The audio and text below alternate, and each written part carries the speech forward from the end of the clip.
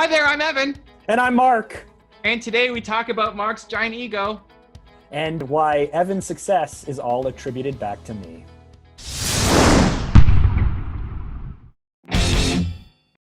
Okay, we're recording. Yeah, I'm at 350 squats today. Already? Yeah. Does that make you proud? I got up at 7 in the Are morning. You out of, no, you what out time of, did you get up? Hold on, are you out of breath because you just did another 50 squats? Yeah. Every time I go to the bathroom, I do 50 squats. So I'm at 350 for this. I've gone to the bathroom 7 times today. Let me think here. Hold on. I did my workout this morning. I did 7 sets of only 6, but I did it with a 70-pound weight for goblet squats, and then I did some other stuff. So I probably did about 100 squats, but they were weighted, very, very heavy squats.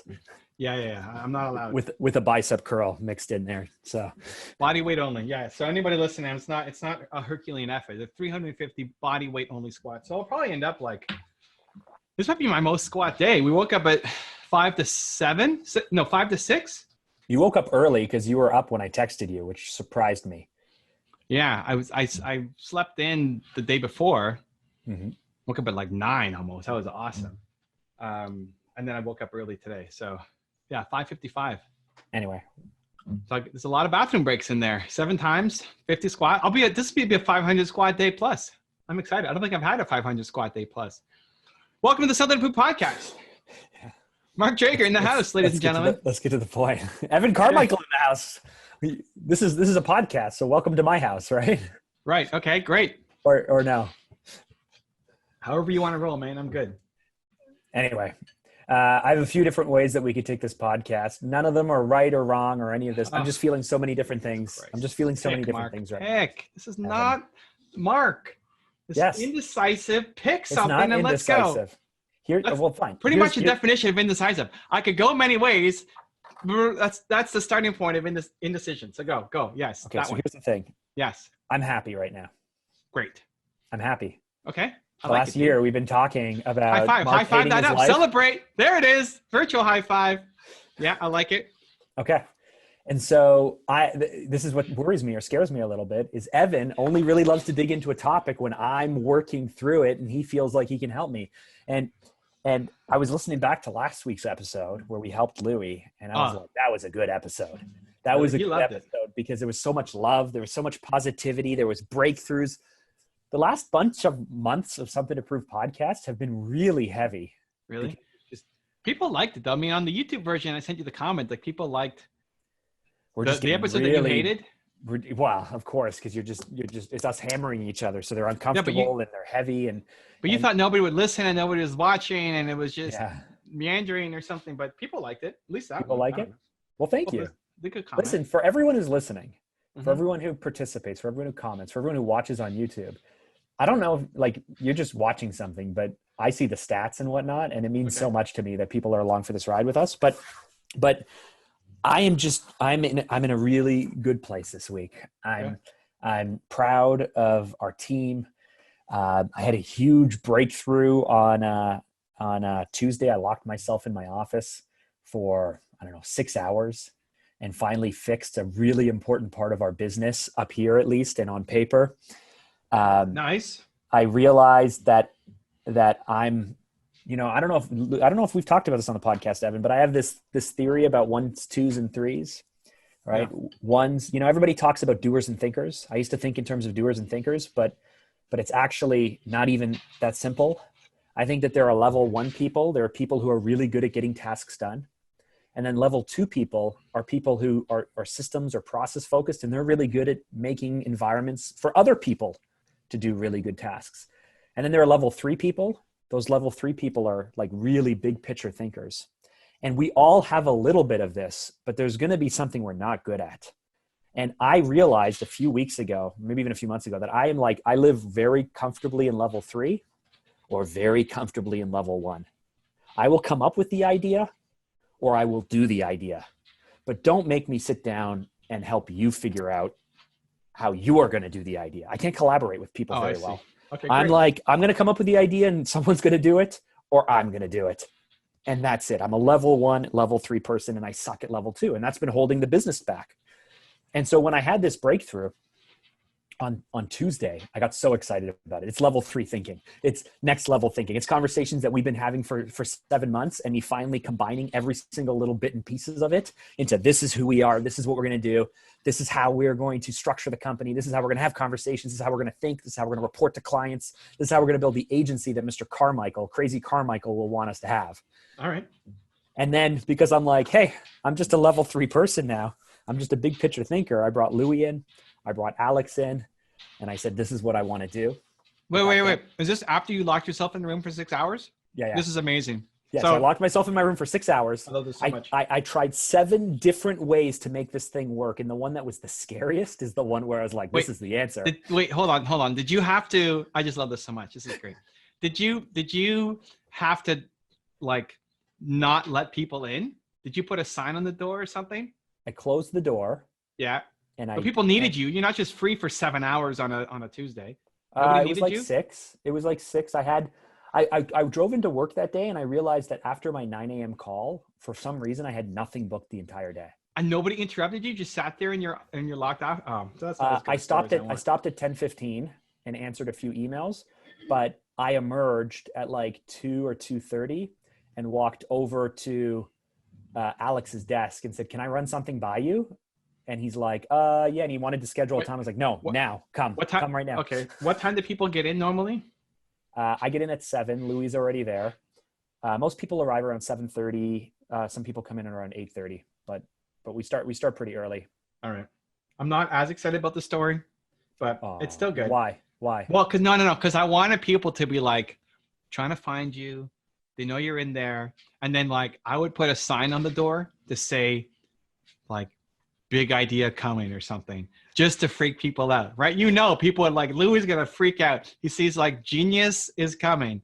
I didn't even schedule it. Like I didn't put anything in my calendar. Anyway, I didn't respond to any emails. I had music playing in my office with the door closed. I like the curiosity. Curiosity is part of the brand. Yeah. Okay. Anyway, I'll work that in next time. Big things coming. Big things coming.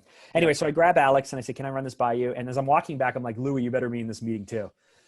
And then I walk them through the idea. And I go, guys, this is Mark being level 3. I need you guys to be level 2 and 1. First, is this possible? Is what I want to do even possible? If it is possible, how do we do it? How do we make it happen? How like I'm now challenging. A level 3 never asks, is this possible? That's not level 3 thinking. Level 3 is this is possible. This is happening. Now level 2, figure out how to do it. What's your quote? What's your quote? The unreasonable man. What is it? All progress depends on the unreasonable man. That's level 3. That has been rolling around. You don't remember what it was. It's just a feeling. I remember how I feel. I remember how I feel. Exactly. You don't remember the words. You remember how it makes you feel, Mark. I do. Yeah. Okay. Because there was another conversation that happened yesterday where everybody thought I was being unreasonable, but I wasn't. I was being the most reasonable thinker. So I feel the way all the time. Welcome to my life, dude. Yeah. So I came up with this really big idea on how we would do reporting. You so crossed over to the dark land. It's amazing. Alex got super excited about it. And I turned to him and I was like, is this not the type of company you want to work for and help me build? And he's like, yeah. I'm like, great. Yeah. So then I found out this morning that he went out to try and see who else is doing what we want to do the way we want to do it. Wait, what was Louis' reaction? Louis hasn't slept for 2 days. He's so excited. Great. I love it. He jumped out of his seat. He said, this is the only type of thing that you should be working on. I don't know why, like you should not be working on anything other than this stuff. He told me that I was Nostradamus and then I'm 2 years ahead and everyone else will be copying us. And he was super thrilled and excited. But truthfully, this is stuff that you and I talked about last May. So May? Where? At the Top Leadership Academy? No, on like Sunday morning call type things. Oh, okay. Great. Yeah. So Alex went out and tried to find other companies or other technology that can help us do this. He said that he found, I think, one company in Holland who's kind of to help you do what? That you're a 3 and you need 2s and 1s? No, sorry. The type of system that I've developed. What's the system? Do you want me to get into it? Well, okay. Anyway, so Alex is finding research. Okay, whatever. Keep going. So I came up with a really big idea. I challenged the team to say, how do we make this happen? Okay. So he went then to see, is anyone else doing this? How are they doing it? He's following the PHA, right? He's trying to see if it exists. Yep. Okay. If it's And out it there. does. I haven't even launched the PHA with him or the NTA with him yet. And he just instinctively went to do it. Okay. And he came back and he said, Mark, nobody's doing this. He's like, I found one company in Holland who's kind of doing something like this, but he goes, we're up here and they're down here. Okay. That was his response. So anyway, I'm thrilled. I'm thrilled this week. So far, no major disappointments, nothing bringing me down. We're trying to get super fast. There's been a few projects where last week we felt like, I think, a day behind on something. And so the team rallied and now we're a week and a half ahead. They've gone so above and beyond. We're getting ready to launch Evan's new campaign. So exciting. So like literally all I can do in this episode is report back that after a year, we've been doing the podcast, I think for a year now, a year and a week or something, who knows? But after a year, I feel like I'm happy. Great. Yeah. Thank you, Evan. And taking credit for my success, right? Oh, do you want to tell that story? No, you go ahead, Mark. Oh, well, okay. So this last night, Mark has crossed over. Mark is so crossed over. I have crossed over because last night, this makes me feel really bad. But anyway, last night. Fine. You love it, dude. You love it. You love it. Don't lie. You send me your presentation from Brendan Bouchard's high performance mastermind group in Puerto Rico. Bouchard, not Bouchard. There's an R in there. Bouchard. Anyway, Brendan's BB's. I call him BB. Yeah, well, his URL is just brendan.com. So yeah. He must be used to it. But Bouchard, his event. Anyway. Bouchard, Jesus Christ. Bouchard? Yes, Bouchard. Yes. I'm sorry, Brendan. I'm sorry. Anyway, you were at this man's event and you sent me the presentation at like 8:15. I was like, I started to watch it and I was like, oh, I can't watch this. It's going to keep me up. I gotta get ready for bed mode. And then this morning I put it on and it is so good. Wait, did you watch from the start or from 51 minutes? From this. Oh, from the whole thing from the start? Last night I started to watch it and then I stopped. And then when you told me to go to the 50-minute mark, I just went there and watched that. Yeah. And then started texting you and it started pulling me again. It started pulling me out of my night routine and getting me excited. Okay. So I was like, no, I got to. This morning you started from the beginning? This morning I started from the beginning. I watched it. And Evan, you're so good on it. So when you are on stage, when you're on Instagram, one of the biggest things that I think has always been hard for you is that you're like so next level. You're so advanced. You're like, we're all here feeling and doing things. And you're like so far above that you seem superhuman. Dr. Tess, right? Like tries to break through your rough shell because you're not really like the most vulnerable person because you just crush all of these things. You spot it, you crush it. And on stage, you're so good and you're so vulnerable and it seems authentic and you open up about your insecurities. It seems authentic. And you do it in a really great way. And then you have all of these people are giving you reasons and excuses that I've given you for a year. And you give them answers that you've given me. And so a little part deep inside was like, No, hold on. What was read your Facebook message. Read the face. He asked me if he can share it with his team, and I say yes. And then what do you say? Well, deep down inside, I was like, Evan is this good on stage right now because he spent the last year on this podcast with me. That's what I was thinking. Right. But I said, what did you write? I read, I showed you how to speak to scared people. I feel like that. No, sorry, that was the time before. I feel like a year of training Mark Drager was what you needed to be more 8-lane highway. 8-lane highway is a analogy we're using about how to reach more people. But look at that. Mark Drager taking credit for my success. It's very Evan thinking. I love it. It's true, right? Like, and I've noticed it in Nina too. Nina does that too. Like Nina will take credit for things that I do. And I love it. Like, I think it's great. I think you should feel like you make a difference and that you matter. And that when your friends are winning, it's because you were there. Because I was a part of this, it's having success. I think that's actually an extremely healthy mindset, as long as you couple it still with the humility. So yeah, I love it. I look at that, it's like, who is this person? This person's so crossed over now. Mark Drager from a year ago would never write that. I mean, listen, Jack and I attribute like my daughter's success in going into an art program in high school to you. So I think, we talk about how other people need, don't have or need Evan Carmichaels. I'm doing air quotes for all the listeners, Evan Carmichaels in their lives. So yeah, I watched that presentation and I've seen your other presentations, but you were so good and you were so on. And I was just like, this has to be because of the year of beating the crap out of me. Come on. Has to be because listen, now it's definitely, Mark is definitely a piece of that. Now don't walk it back. Don't walk it back. Give this to me. Come on. No. I'm not giving it to you. This is when I say I'm 2%. I'm 1%. Evan is there you go. Half of 1%. I say half of 1%, but I'll own the half of 1%. Yes, you're definitely half of 1%, Mark, and that's success. But I like that you defaulted to thinking that way, because most people will see that and say like, oh wow, like look how good he's gotten, and then I can't do that. Or you reflect back on your life and say, well, how much have I grown in the past year? Oh, not a lot. And you start beating yourself up. Like that's the default for most people. You default to a comparison mindset, as opposed to you're looking at your friend crush it and say, I did that. Him on stage, that's me. Right? Yeah, how ridiculous is that? That's exactly how I think. I think it's the best. I think it's the healthiest mindset of all time. Can we add to this mindset? Yesterday when we were texting about me being wrong and you being right, or I pointed out that there was a mistake and you said, Mark, you're right. And I said, I love hearing that. I love hearing that. That's so good. And you're like, no, I hate it. I like being told that I'm wrong. Okay. And then I thought about it for a moment. Well, I don't know. This was you. I thought about it for a moment and I thought, you know what, Evan, you are right. I should be wrong more often, because when you're wrong, you can grow. Okay. Mm-hmm. And I said, Evan, you're right. And your response was, oh, a little piece inside me just died. What's up with that? Like it's okay to be right and feel good about being right. And it's good to embrace being wrong. But you go so far as to say you don't even like to be told you're right.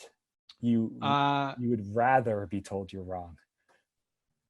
I love being told that I'm wrong and they're right. Like I would love for Mark to come in and just fix my market and say, I would love for anybody to come and look at anything I'm doing and say, man, that's embarrassing. It's so wrong, right? Like I lead with, tell me why I suck.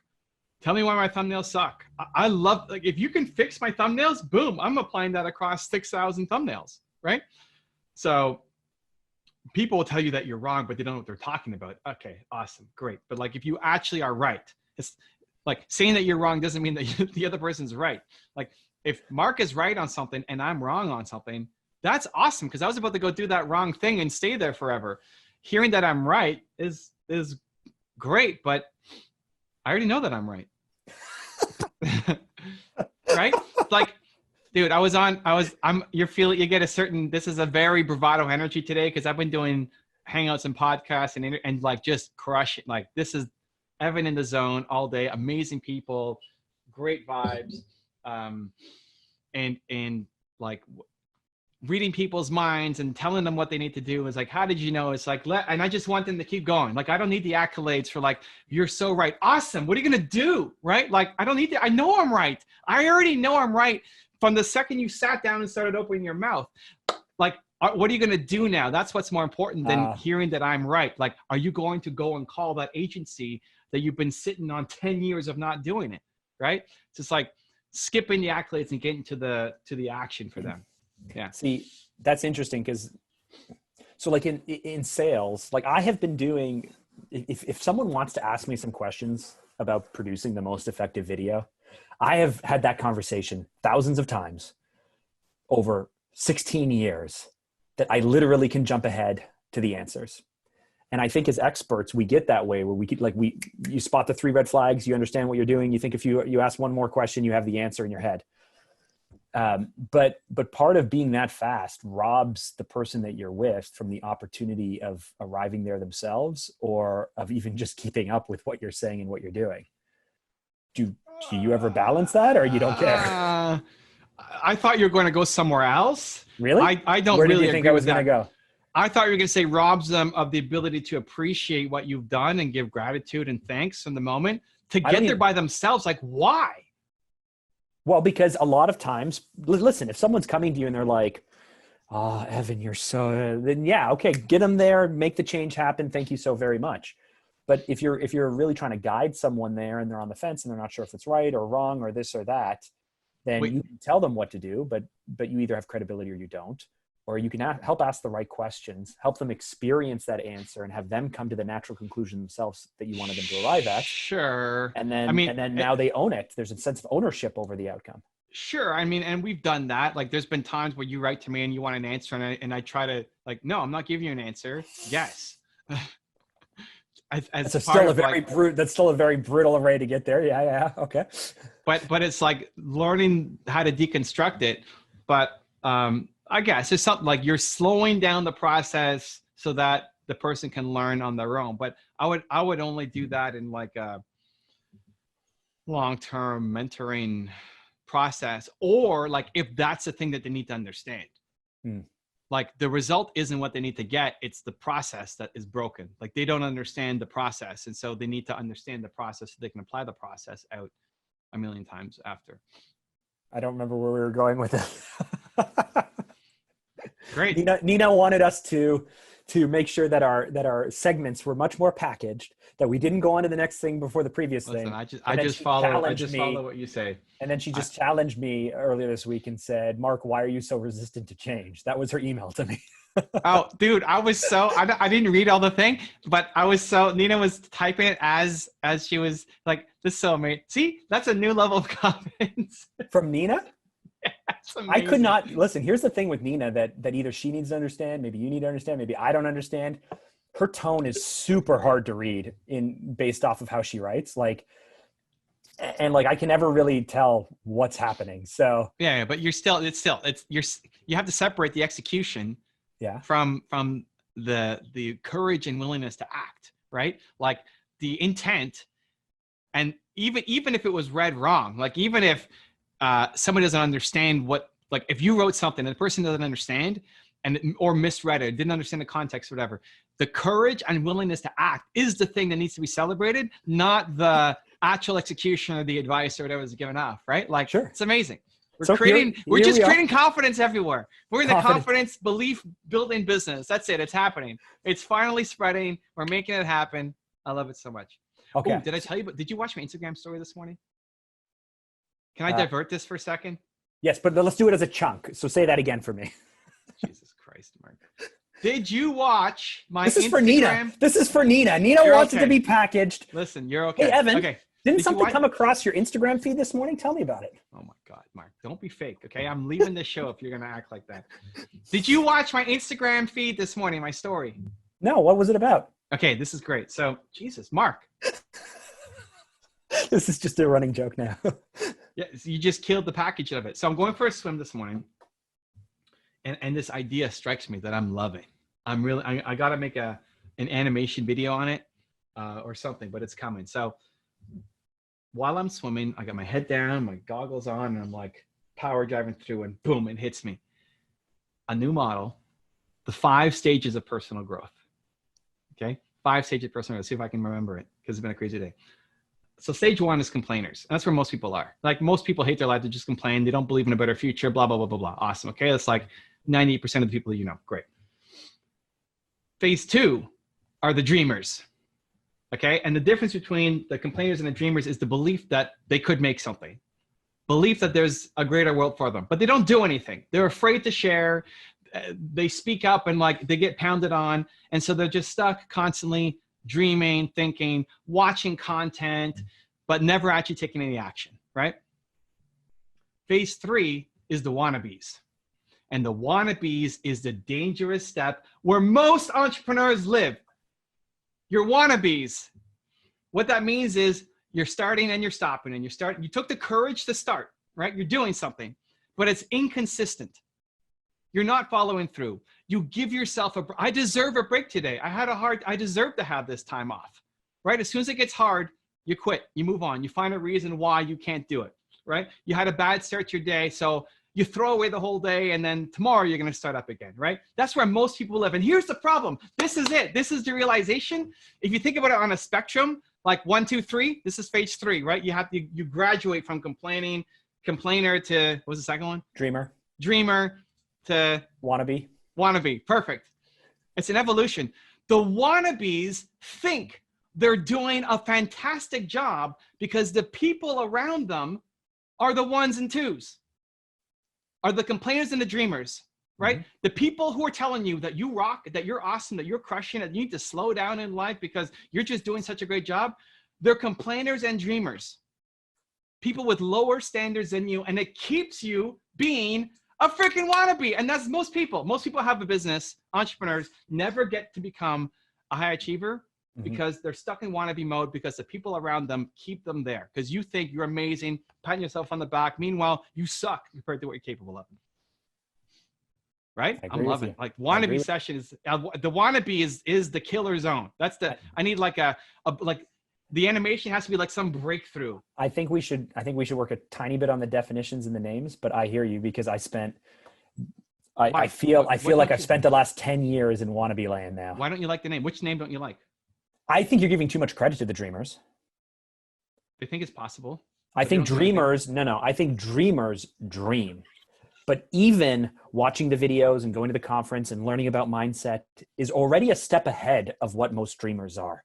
Most dreamers dream. The reason why home and garden television is so popular is because people would much rather watch someone else do the work than do the work themselves. Sure. So I think you have to take a little bit of that, like self-help, I'm watching videos, I'm fixing my mindset, and give that to the wannabes. I think you're giving too much credit to the dreamers.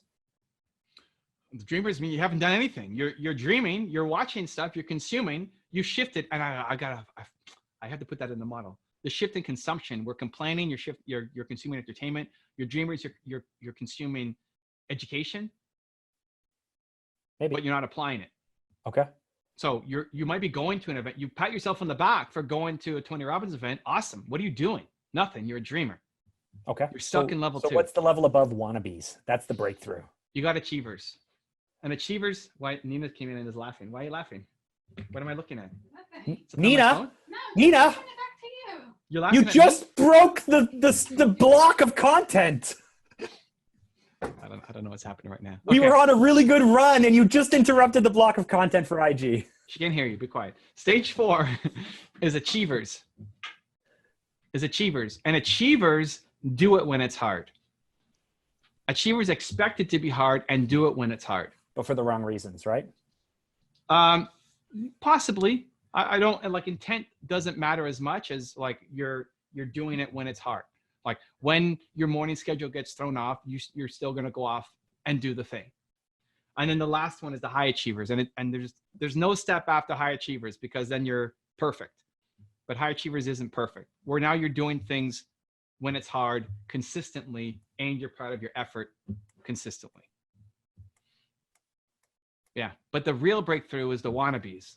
Most people think they're achievers when they're really just wannabes because the people around you are complainers and dreamers and think you're doing a great job. Meanwhile, somebody needs to tell you that you suck with love. Yep. And that is what Evan has spent the last year doing to Mark. I'm so excited, dude. You should see my scribbles. Go back and watch my IG stories. It's going to be up. Oh, it's up. It's going to be up for the next 24 hours. For anyone who's listening, you should see how big Evan's smile was on his face. Oh, I was so excited. Yeah, that was a big breakthrough. Like, I need to end this swimming to go up and write this thing down right now. Hold on. But so this is really key, right? Like you might just give this to an IG post. It might become No, I got to make it a video. But it might be part of your Damn the Doritos. It might be, this is like a tool, a thinking, a breakthrough that'll become part of your mix. Yeah. But last week we had a question where someone asked, how do you write a business book? And the response was really great because we were talking about it. But it became down to like, you have to live it. You gave a great answer where you spoke about the fact that you have to come up with the idea and you have to work with some people and you have to take some learning and then you have to tweak it and you have to work on it for a year or 2 years. You don't just sit down to write a business book. You have to live it. Yeah. What we just watched, you swimming this morning, thinking about this, getting out of the pool, scribbling it down and being so excited to soft pitch it to me or whatever. This is the kind of stuff. I wasn't thinking that, but okay. Well, yeah. I took it that way. Okay, great. Evan running it by Mark. Evan running it by Mark to see if it's good. That's basically what we're doing right now. Wow. Kanye in the house, ladies and gentlemen. Okay, keep going. I'm blushing actually now, but this is thought leadership. This is like that you have this idea, you're fleshing it out, you believe in it, you're excited about it, you're going to use it. Maybe it'll go somewhere, maybe it won't. I think all of us come up with these things and then we don't act on them. We don't create the extra piece of content. We don't put it out there. We just quelch it. Because you're a dreamer. Stop being a dreamer. Or post one little thing and stay stuck in, what was the third one? Wannabe land. See, here's the problem I have with your names. So the complainers makes total sense to me, but doesn't seem as dangerous, sinister, or negative as it really is. The dreamers, to me, has such a positive connotation. I think people don't dream enough. I don't think that they dream big enough.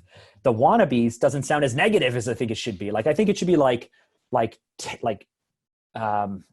toxic is like level 1 is like toxicity. It's like killing you. It's eating you. Level 2 is only slightly above that, right? That's like your names. And then achiever and high achiever don't seem amazing enough to me for how truly extraordinary hitting those levels really is.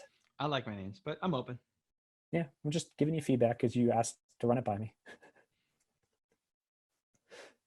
I said it more to kind of brag on the podcast than to actually run it by you, but I'm open to ideas.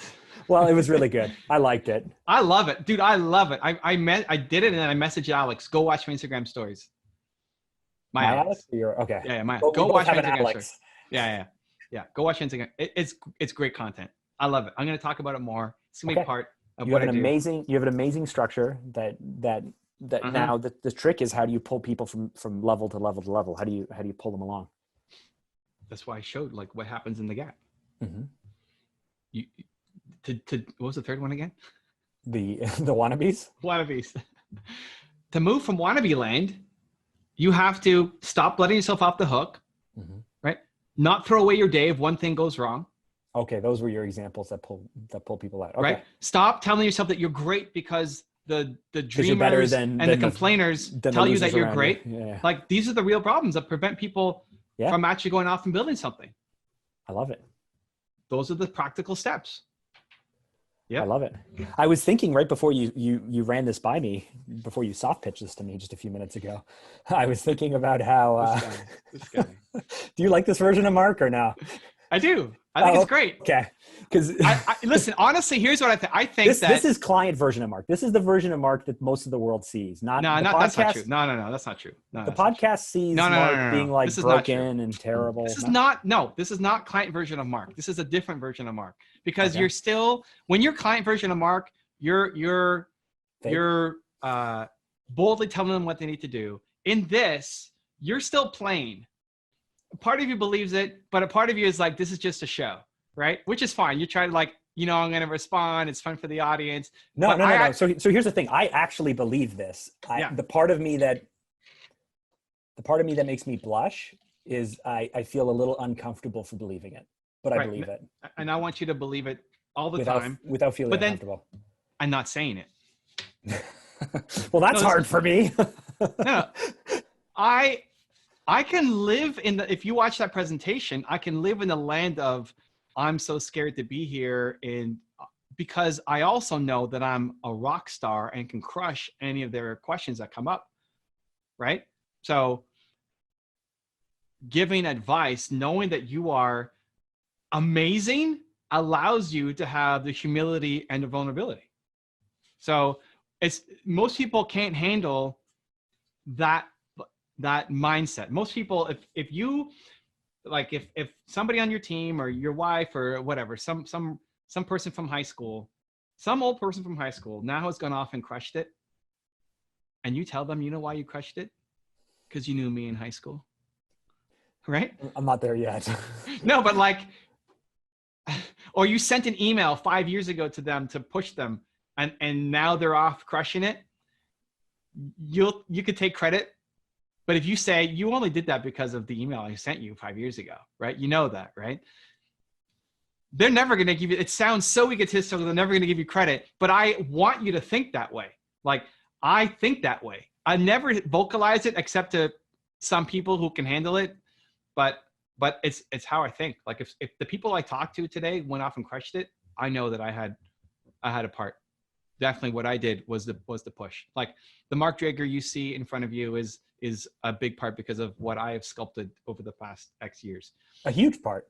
Yeah, but I believe it. But saying that out loud to other people, but most here's people the can't level handle I'm it. at now. I've just crossed the last week and a half into this level that where if you work with me, for me, around me, or come into contact with me, Yeah, it's or hear my name. Yeah. Okay, great. It's a gift. It's a gift. No, not only because of me though, but because of those who influence me. Like I'm like the gateway to Evan Carmichael. I'm the gateway to like Louis. I'm like because I've become so comfortable with what I suck at, and I'm starting to surround myself with people who are so extraordinary at what they do that I'm not good at, that literally just knowing me, being around me is a gift, because all of you that shape me will funnel through me to them. Sure, but I how it sounds is you just knowing me is a gift. It is. Right? Go tell 2018 Mark that. It's like, dude, who is this guy? Dude, I know that this is crazy or whatnot. And I really like, I still think of myself as a pretty humble person, but what's wrong? Yes, I'm a humble person too. Okay, good.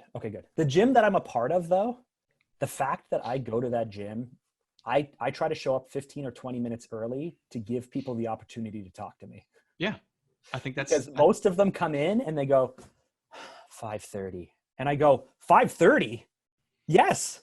You got up. You got here. There was a snowstorm this morning. This is amazing. No one else showed up. We're part of an elite group. Let's go. And so I try to get there early to give them that, because I feel like me being a part of the gym is a bit of a gift. Can I ask you an important question? Uh-oh. Here we go. Yeah, what?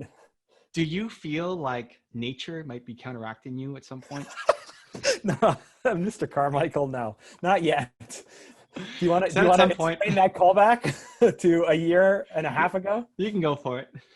So the first time that I flew with Evan, we went down to Tony Robbins in November of 19. Most people know the story, but we're flying in and we have just the worst turbulence, just terrible turbulence.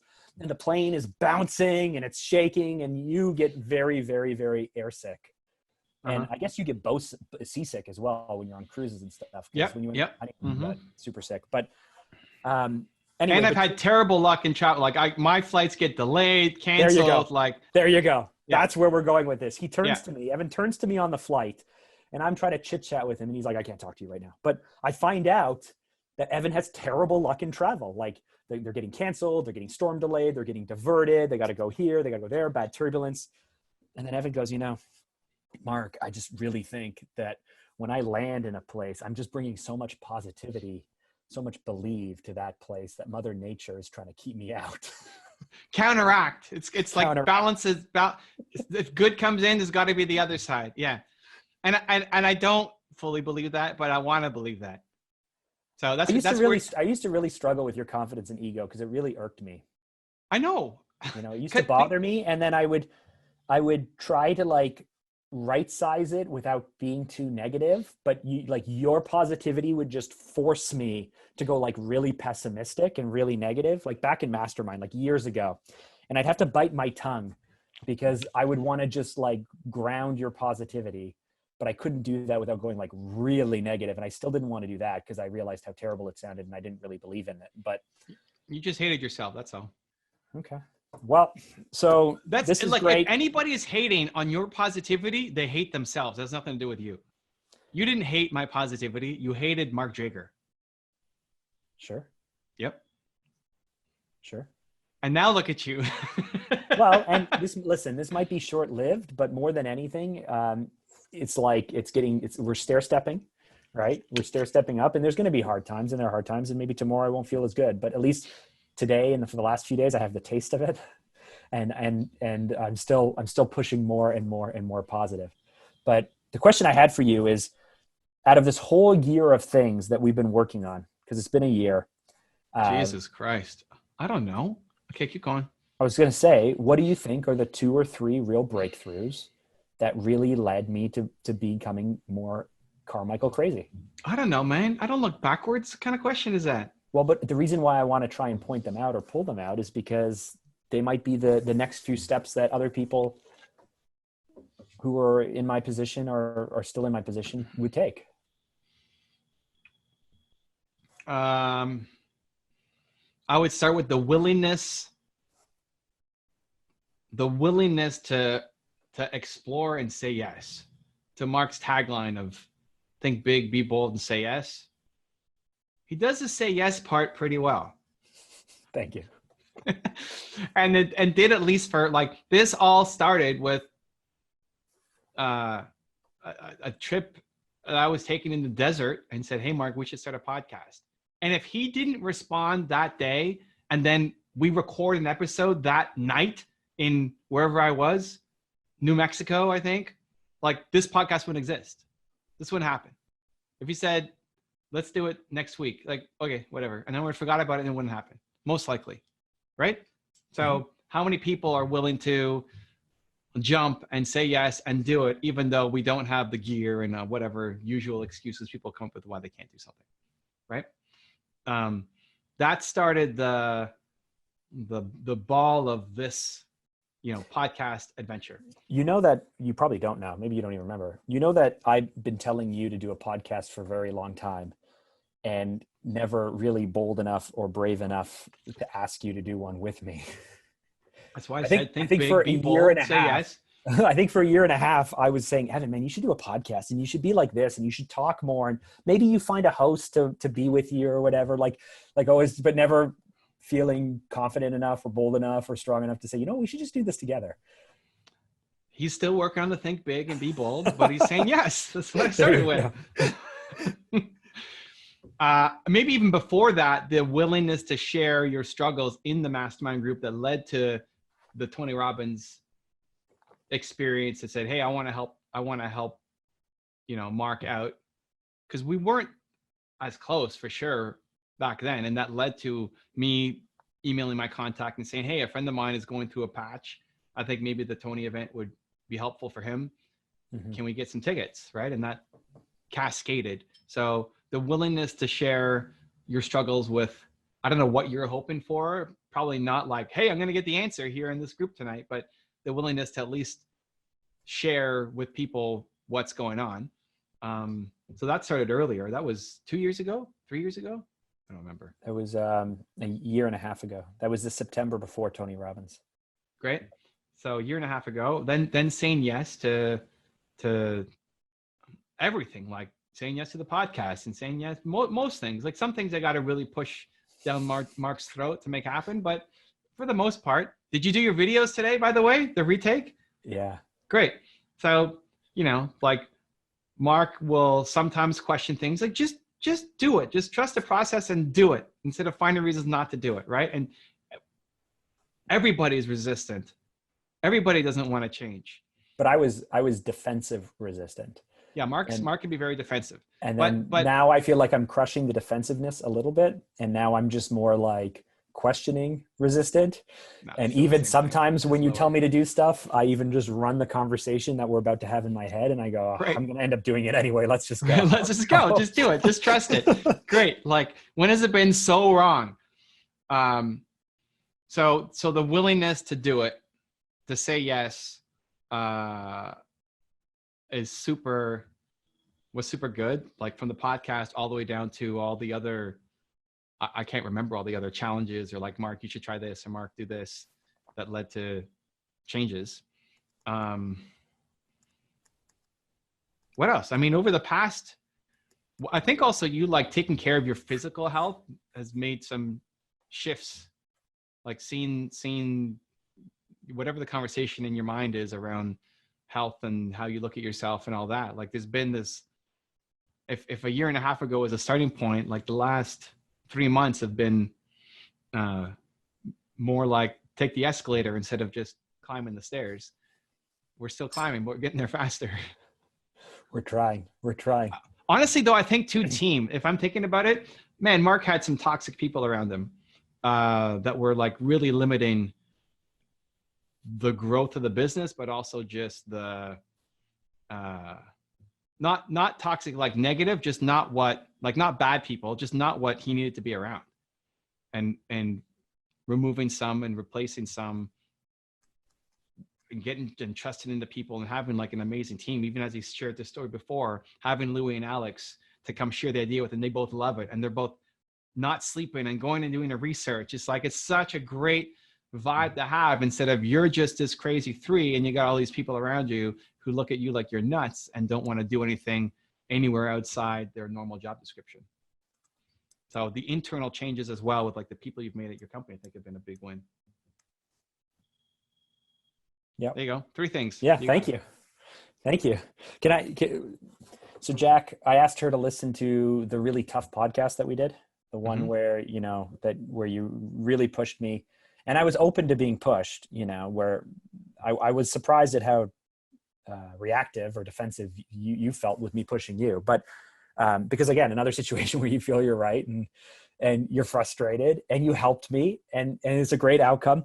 But I asked Jack to listen to like 7 minutes of it. I was like, hey, can you listen from this to this? Because we kind of talk about you and we're putting it out, and I just want to make sure you're comfortable with it. Oh, okay. We talked to, okay. But actually, I had already released the podcast. But Mark. But we were going to put that clip on IG on your channel. And Nina said, will Jack mind? And I said, I don't think so. But anyway, I said, can you listen from 15 minutes to 21 minutes?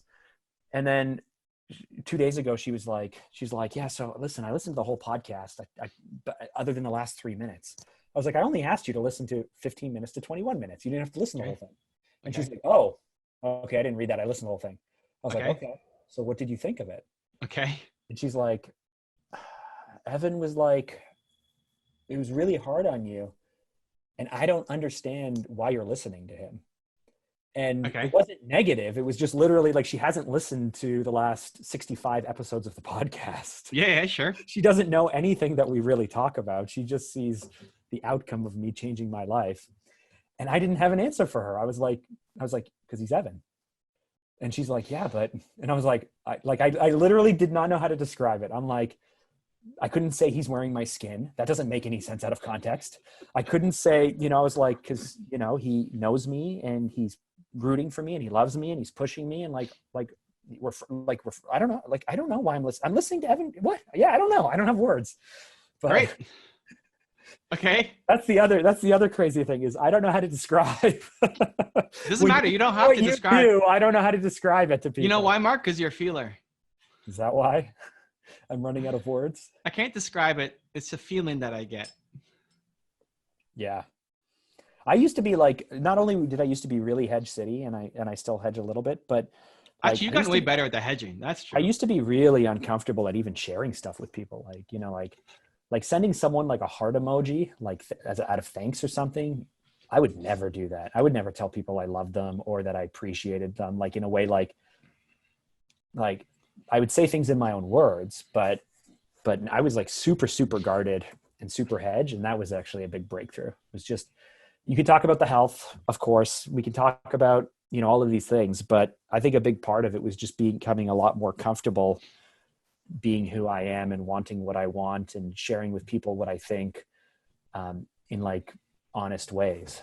We haven't talked hedge city in a while. I don't know if I still hedge. I don't know if I hedge as much as I used to. Yeah. I mean, we started this episode with a hedge. We could talk about this or like, Jesus, Mark, but I used to yell at you for hedge city. It's like, come on, stop hedging. Everything is a hedge. Your videos, your every conversation. It's gotten. I don't like to offend people. You know, it's a default assumption that you're going to offend people. Yeah. Because I know that was a limiting self-belief.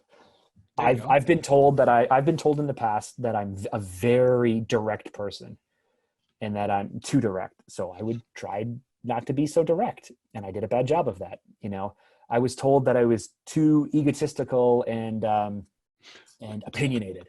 So I would try to like, what are you laughing about? I want to find those people who said you were too egotistical and then like introduce them to you now. It'd be amazing. Have them listen. My wife is one of these people. Like, you know, like Jack's grown a lot because we talked about that. Like I've grown, she's grown, you know, in her own ways outside of huge. And it's just, oh my God, crazy. Huge. Dude, man, you don't even know. Like, so she's decided that she wanted to be an actress and she went and got a singing coach and she's been a part of musicals and she was awesome, dude. She was part of her first play in Pride and Prejudice where she was cast for a lead role for her acting skills, not for her dancing skills, not for her singing skills. It's not a musical, just for acting. And I went and saw the play, I think on the second night, because I realized I was going to see it with the kids like 3 weeks after opening, and all this time was going to go by, and we wouldn't have anything like in common. Like I wouldn't know who she's talking about. I didn't know the play. I didn't want to wait 3 weeks to share that with her. So I bought a ticket for that night. I went out and saw it just alone. And I was so proud and blown away that in like a year and 3 months, I think it took her to switch from not doing it to suddenly being like on her third show. And she also got cast in this other thing, and she's balancing all this stuff. She's out 6 nights a week doing all this crazy stuff.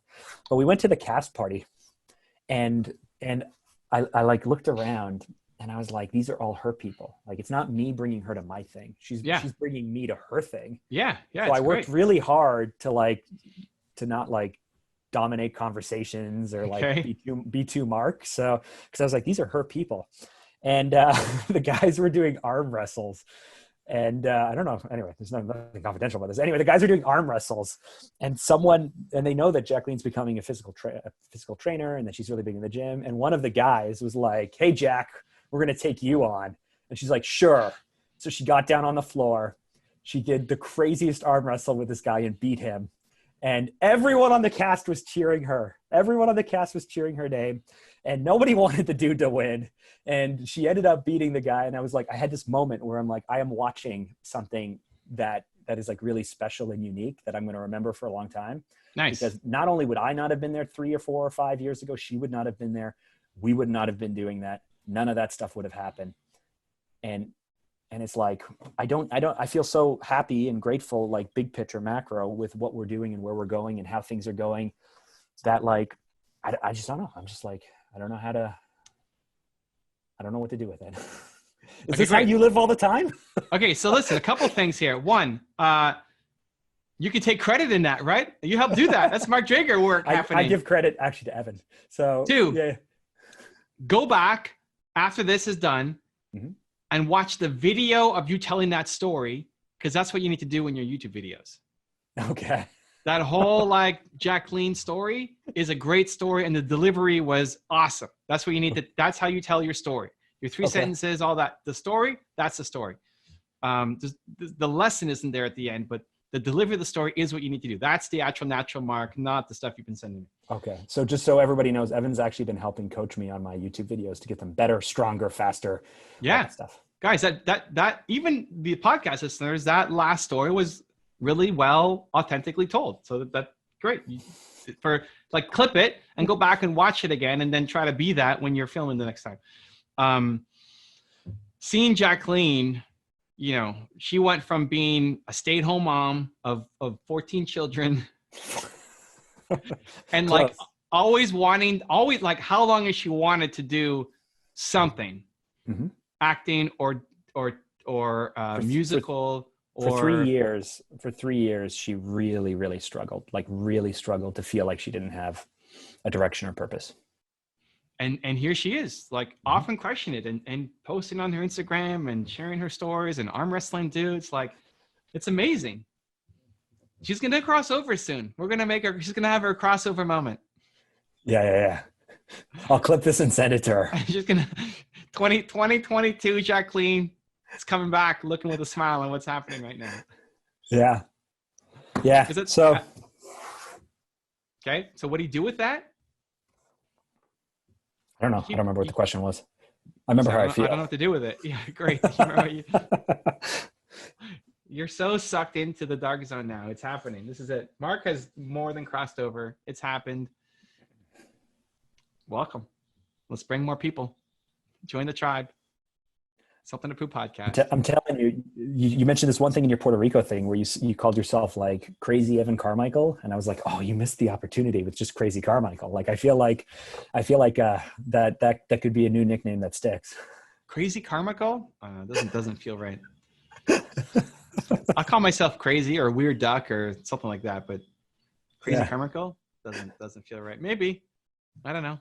Right now, it doesn't feel right, Mark. Special kind of crazy. Oh, for sure. Yeah. Oh, it's a compliment. I'll take that as a compliment, but it just doesn't feel right as something that will stick, part of my branding. So I know that this will wear off, but I'm enjoying it while I'm feeling this way. And well, the question I had for you when I said, what do you do with this, is like, is this the way, like, you spend more of your time feeling happy and content than you do feeling uncontent, right? That's the goal. Happy, yes. Content is dangerous. Content can be complacency.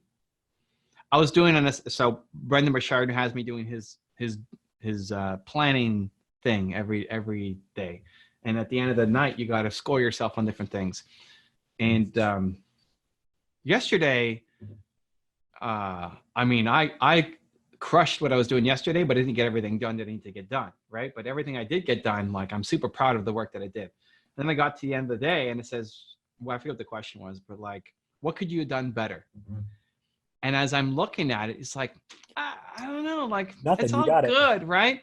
Like, man, I crushed that webinar. It was so good. My deck for my presentation next week is going to be insane. I really like did a good job on the stuff. I could beat myself up for not doing the book video ad that Mark wanted, but like I'm super proud of my effort for what I did. And then I got pissed that I didn't have. I just wrote down like should have played bigger. Vague. You didn't have a real thing. No, but that's the real thing. The real thing is like that. If I crushed it, it's all on just okay stuff. Like I need to be doing, I don't know what the next thing is, but I need to be doing that and not be satisfied with just crushing these little things in front of me right now. So what I did was not actually the best use of my time. I should have been doing something bigger. I don't know what that thing is, but if I just think that what I did was awesome. So I was frustrated I didn't have an answer. So not content, right? Like I don't want to be content because then at least I interpret it as complacency. Happy, yes, in most moments, right? Stuff's going to happen. Great. Inspired, hopefully, get inspired swimming, come up with great ideas. Encouraging, belief, all that stuff is the default land where I'm living. But not content. At least my definition of it. Evan, thank you very much. Your time, your focus, your love, your push, all of that stuff. I don't want to add up how many hours it's been over the last year. And a lot of, listen, the greatest thing to come out of the Something to Prove podcast is the evolution of Mark Drager. That's the greatest thing to come out of this entire podcast. There we go. We've documented it for. Yeah. So you're going to show your grandkids. Amazing. So should we? There's going to be all 4,000 grandkids. Or are we done? What? Should we keep going or are we done? Oh, okay. Yeah. Good. All 4,000 Dragers watching right now. Yeah. Speak to all my grandkids. This is the evolution of Mark Drager. There's a song called it starts with this is the evolution of, I think it's Robin Thicke. Who's Alan Thicke's son? Yeah. Robin Thicke. Sure. So it got turned into a salsa song, and it starts with, this is the evolution of Robin Thicke. And then it goes into this crazy fast song. This podcast actually should be called The Evolution of Mark Drager. No longer the Something to Prove podcast. It's the evolution of Mark Drager. And everyone else can also evolve too. And as you evolve and learn anything, Mark Drager is taking the credit from you. You're welcome.